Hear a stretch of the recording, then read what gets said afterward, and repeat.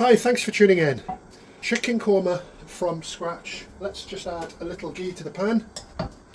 This recipe will serve 3 or 4. This is the English version. It bears no resemblance to the authentic version in India, which is even simpler actually. I'm just going to sweat those onions off. So after a minute or so, the onions are just starting to become translucent. All the ingredients are in the description of the video. Next, I've got some nice chunky chicken breast, and I'm just going to seal the chicken, and as that happens, the onions will continue to cook down and reduce. Make sure to give everything a stir pretty regularly. This is going to take about 10 minutes with this quantity at this temperature.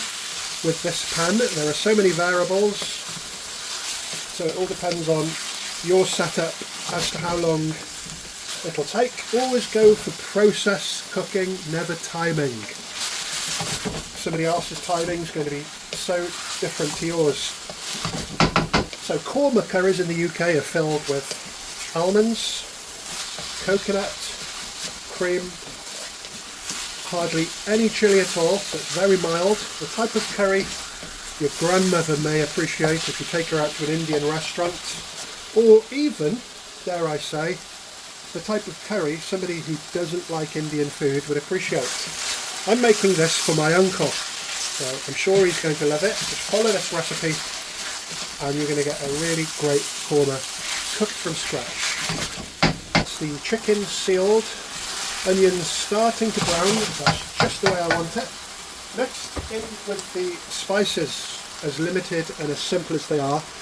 Use your favourite curry powder. I'm just using a little bit of masala supreme from Taste of India, so it doesn't have hardly any chilli in it. Some kasuri methi, which is dried fenugreek leaf, and salt to taste. So I'm using about a teaspoon of salt for 3 portions, and just mix those spices in.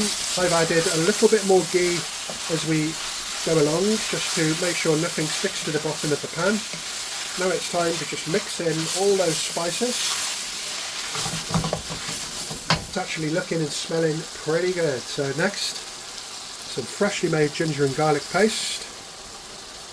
My ginger and garlic paste, I always make it 60% garlic, 40% ginger by weight. So mix all the ginger and garlic in. Really important to cook the raw flavours, not only of the spices but the ginger and garlic as well.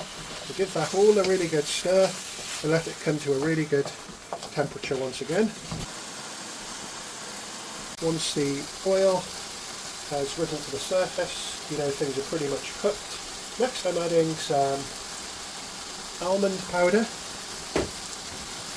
I just add it early because nuts are a lot tastier when they're roasted. Also check out a very recent video. I'm going to review this amazing rice, and it is fantastic, and it's not only just a review of here rice, but it's also a rice tutorial that will get you perfect results every time. So now that's all had a roast for a minute or two, I'm adding some passata, which is blended tomato. You can use blended tomato if you want, or diluted tomato puree. I add it around the sides because it heats up really quickly. Just give that a good stir, and again we need to incorporate that well. Let it come to a high temperature to cook the raw, tangy flavour out of that tomato. That's come to a really good sizzle. Next I'm adding about half a tin of coconut milk.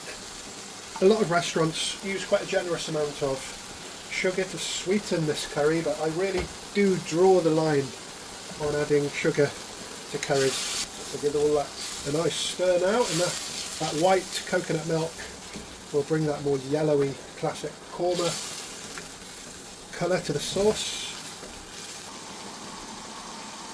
So that's had a nice blast for a good 3 to 4 minutes. Next I'm adding some cream. So don't worry about the colour of the cream. It was in the freezer. I defrosted it in the microwave or defrost setting, so it's discoloured. But yes, you can freeze cream, and obviously better to thaw it out naturally. But that's fine, it's still going to have the same result. So cream right at the end because it doesn't really need cooking. That just needs incorporating in. And again, we're going to turn the heat right down now. Good sprinkle of garam masala, Taste of India brand on eBay. Naturally, only the best. That actually smells really, really good. And I don't know why I say it with such disdain really, because there's probably no chilli in this curry, but the results are going to be really super high quality and definitely impress your guests. I like my curries to relax for a couple of minutes, just like a good steak, right before serving. See how easy that was? I'm actually pretty impressed with that. A little bit of coriander, pomegranate seed, juliennes of ginger, and my uncle is now ready to eat. So thanks for watching. I'll be back with more great videos really soon.